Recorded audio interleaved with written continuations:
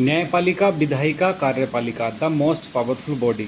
Hello साथियों, मैं आशु त्यागी अपने channel Ashu study and motivation में आप सभी लोगों का फिर से स्वागत करता हूं। पॉलिटी से संबंधित एक अन्य जानकारी आज मैं आप लोगों के साथ साझा कर रहा हूं, जिसे आपको ध्यान से सुनना है। यह जानकारी है न्यायपालिका से संबंधित।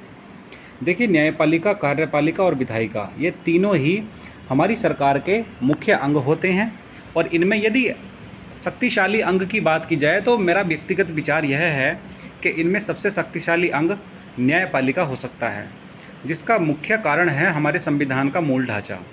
जी हाँ, हमारे संविधान में कुछ तत्व ऐसे लिखे हुए हैं जो हमारे जन कल्याण के लिए अति आवश्यक माने गए हैं, जिनमें न तो संशोधन किया जा सकता है और न ही उनको हटाया जा सकता है।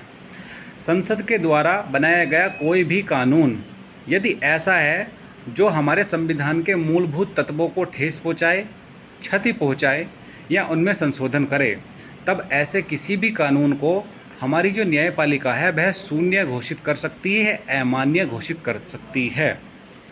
इसलिए संविधान का मूलभूत ढांचा, यह जो सिद्धांत है, इसे न्यायपालिका की अल्टीमेट पावर माना जा सकता है। देखिए, न्यायपालिका के बारे में ज़्यादा अधिक नहीं बोला जा सकता, ये सब आप लोग जानते हैं। इसलिए इससे संबंधित जानकारी पर ही विचार करेंगे। जैसे दो हमारे जो सिद्धांत हैं, शक्ति पृथक्करण का सिद्धांत और दूसरा सिद्धांत है न्यायपालिका की स्वतंत्रता। ये दोनों ही संविधान के मूलभूत ढांचे के अंतर्गत रखे गए हैं और इन दोनों से कोई भी छेड़छाड़ नहीं की जा सकती, हमारी न्यायपालिका का ऐसा कहना है। इसी से संबंधित अन्य जानकारी सुनिए।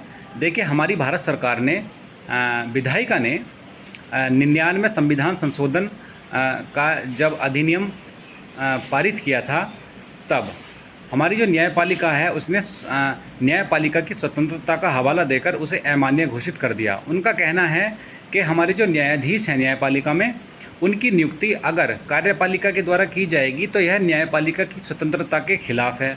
लेकिन भारत सरकार के द्वारा यह कहा गया कि न्यायपालिका के द्वारा ही स्थापित किया गया शक्ति पृथक्करण का सिद्धांत, न्यायपालिका खुद ही इस सिद्धांत का उल्लंघन करती है, क्योंकि उनका मानना है कि जो न्यायाधीशों की नियुक्ति है वह कार्यपालिका के द्वारा की जानी चाहिए। इसके खिलाफ हमारी जो न्यायपालिका है उसमें जो न्यायपालिका के न्यायाधीशों की नियुक्ति की जाती है वर्तमान में, वह कोलिजियम प्रणाली के द्वारा की जाती है।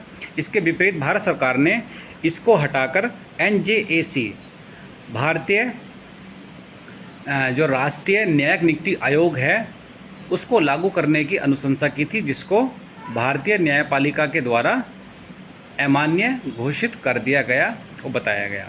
तो आप समझ सकते हैं कि न्यायपालिका, कार्यपालिका और विधायिका में सबसे मोस्ट पावरफुल बॉडी कौन है? न्यायपालिका को माना जा सकता है। अगर जानकारी अच्छी लगी हो तो लाइक कीजिए, शेयर कीजिए और चैनल को सब्सक्राइब कीजिए और हमारे साथ चैनल पर जुड़े रहिए।